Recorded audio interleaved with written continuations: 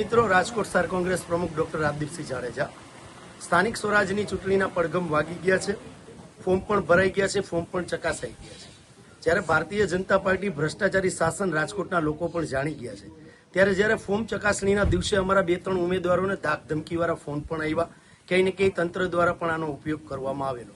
ત્યારબાદ અમે સમગ્ર રાજકોટના 72 કોર્પોરેટરો જે ઉમેદવારો છે એમાં એક કોર્પોરેટરો જે લીડિંગ પર્સનાલિટી મુખ્ય જે અમારા છે આગેવાનો એમને જવાબદારી આપેલી હતી.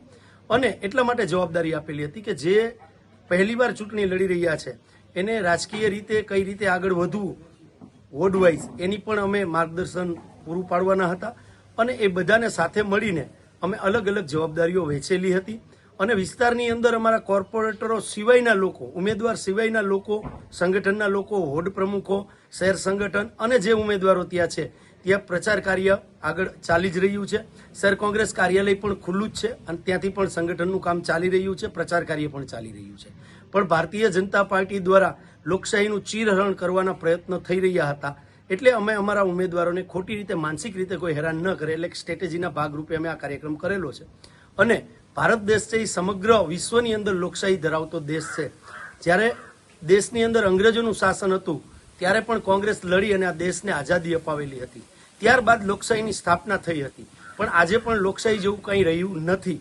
ત્યારે બીજી લોકશાહી પ્રસ્થાપિત કરવાની લડાઈ અમે લોકો લડી રહ્યા છીએ.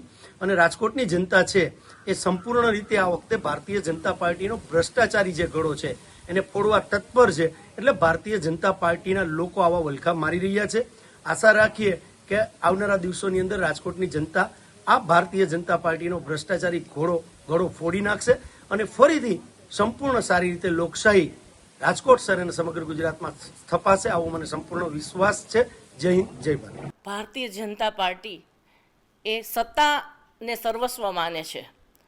તમે જોશો કે આજે સત્તા મેળવવા માટે ભાજપના આગેવાનો દ્વારા સરકારી તંત્રનો અને ભારતીય જનતા પાર્ટીના ગુંડાઓનો સહારો લઈને હરીફ પાર્ટીઓના ઉમેદવારોને લલચાવી, ફોસલાવી, ધમકાવી અને ચૂંટણીના જે ફોર્મ છે એ પરત ખેંચાવવા માટે દબાણ કરવામાં આવી રહ્યું છે. ત્યારે લોકશાહીને બચાવવા માટે થઈ અને અમારા જે નવા અને જે ઉમેદવારો છે એને જ્યારે ધમકીના આવી રીતના ફોર્મ મળ્યા, ધમકી માટેના ફોન આવ્યા હતા, તેથી અમારા શહેર પ્રમુખશ્રીએ આ માટે થઈ અને એક જે નવા ઉમેદવારો છે જેને ધમકી મળી છે એવા ડઝનેકથી ઉપરના જે ઉમેદવારો છે એને અજ્ઞાત સ્થળે લઈ ગયા છે. અને જે 15 તારીખ જે ખેંચવાનો એટલે કે ફોર્મ ખેંચવાનો જે સમય છે ત્યાં સુધી એ લોકોને અજ્ઞાત સ્થળે લઈ ગયા છે. પણ ખાસ હું રાજકોટની જનતાને પણ કહીશ કે જે લોકો આ રીતે ડરાવી ધમકાવી અને જે શાસન કરે છે તો આવા કુશાસનને તમે પડકાર આપો અને આવા કુશાસનનો નાશ કરી